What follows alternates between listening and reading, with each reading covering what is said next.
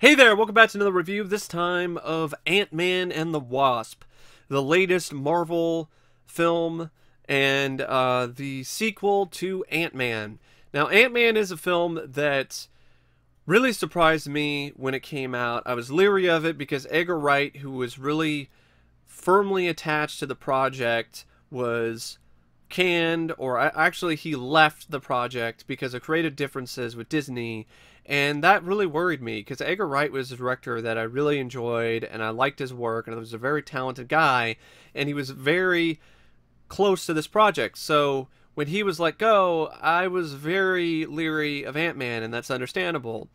But Peyton Reed came in and I felt he did a really good job directing the film. So I was not as worried about this sequel because I knew that Peyton Reed could do a job, do a good job. He could do a job as well, but I knew that he could do a good job, and I really had a lot of hope for this sequel. I liked the trailers, looked like fun, and so I checked it out, and I actually liked it more than the first film. I watched the first film again before I watched this, and the first film's still entertaining. It's a fun movie. Paul Rudd is a very charismatic, personable, and likable, funny lead. But in Yellow Jacket, once he puts on the suit, is pretty intimidating. But I felt that before he put on the suit, it was a pretty cliche, dull villain. And then the film had some pacing issues. But overall, though, I did enjoy the movie.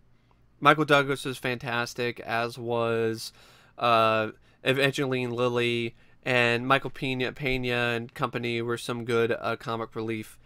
And I just loved the whole shrinking aspect of it. I felt the film did a really good job making the world of the small look big, and this film follows suit with that. It continues in that vein. Now, it's really fun to see that Peyton Reed return. So it's a sequel where the original director came back, and that's a big reason why the film has so much continuity and works as well as it does, is because the same guy who made it work the first time comes back for the second go-around. It's written by Chris McKenna, Eric Summers, Paul Rudd, Andrew Barrer, and Gabriel Ferrari.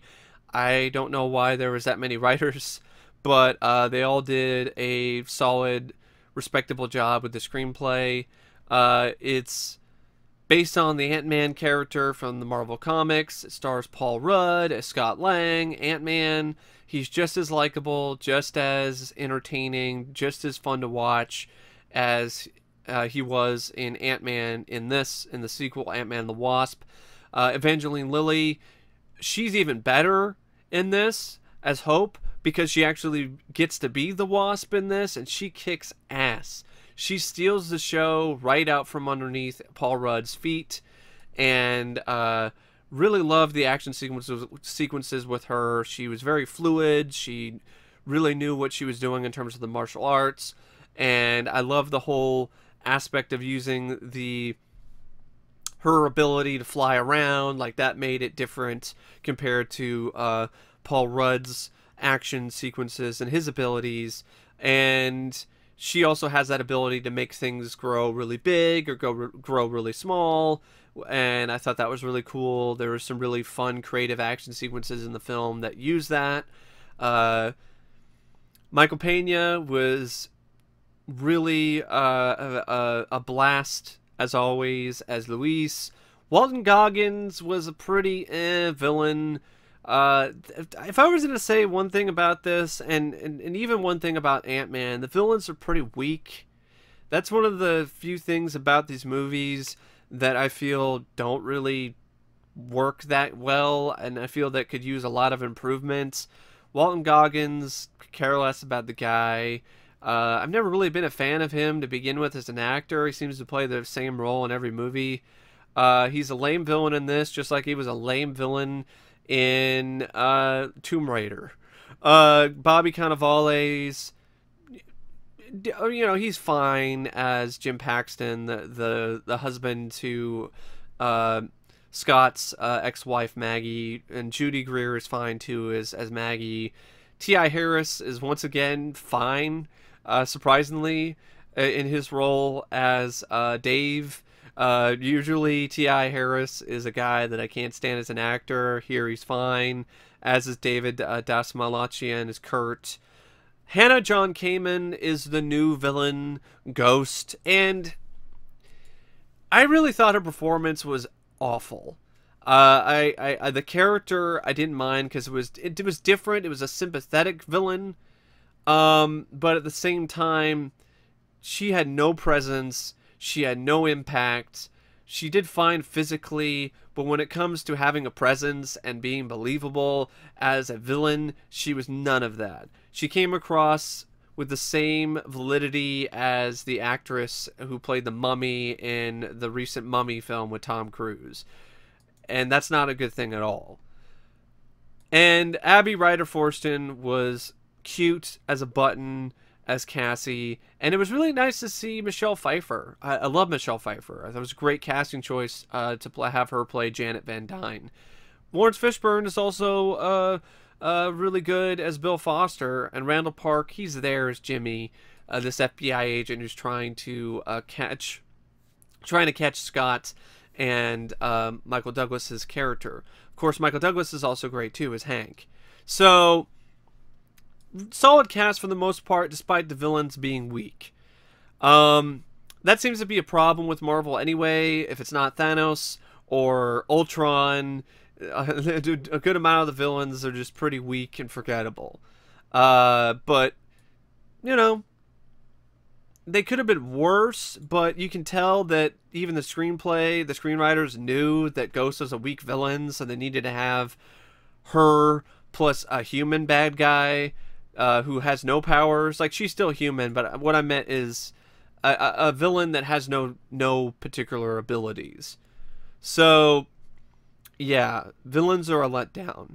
Music by Christoph Beck, it's there. It's nothing spectacular, but it's there. Cinematography by Dante Spinotti I thought was really stellar, especially when it comes to sequences where you have to have a sequence that takes place in a miniaturized world, or when you have little miniaturized cars driving around amongst big cars, and you have the bigger, the smaller items that are made giant. Not only just Ant-Man himself as Giant Man, but giant Hello Kitty Pez dispensers and salt shakers and so on and so forth.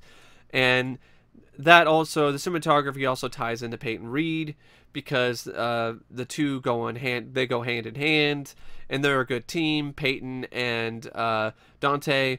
The editing also is really excellent by Dan Lebenthal and Craig Wood. The film has like 118-minute running time, but unlike the first film, it doesn't really feel like it's that slow. It really goes by at a quick pace. And there are other aspects to it that are added to it that really add a lot of intrigue. The world of the subatomic landscape was absolutely gorgeous. Really featured some really well made and well put together visual effects, and there were just all other sort of nice, fun, quirky sort of things about the film. And the action, when it is there, is fun. It's thrilling. It's fast paced. I love the car chases with the miniaturized cars and them getting big and then small. I thought that was really creative. I love the action sequences with Paul Rudd and Evangeline Lilly teaming up together. Giant Man skateboarding on a truck, taking out some of the bad guys. I also really liked the humor in it. I thought the humor in this was actually funnier and more consistent than the humor in Ant-Man. It was really fun to see Paul Rudd dressed up like a toddler running around at his daughter's elementary school trying to get the spare suit. That there were some good laughs to be had with that, and there were a lot of other fun stuff as well. And the after credits sequence ties in with Infinity War really well, and the mid-credit sequence, because the after-credit sequence is just the ant playing drums. But yeah, it's just if you like the first Ant-Man, I would definitely recommend checking out Ant-Man and the Wasp. I know it's crazy. This is a pretty short review, but I liked the film. I liked the majority of the film. I don't really have a lot to say when it comes to things that didn't work that well. The main things I didn't like about it were the villains, and that's really about it. I really enjoyed the film. It's one of my favorite films of 2018. If I were to rate it out of 5 stars, I would give Ant-Man and the Wasp 4.5 out of 5. I really enjoyed it that much. So it would definitely be in my top 5 to date. But anyway, thank you for watching, and as always, I will see you later. See ya.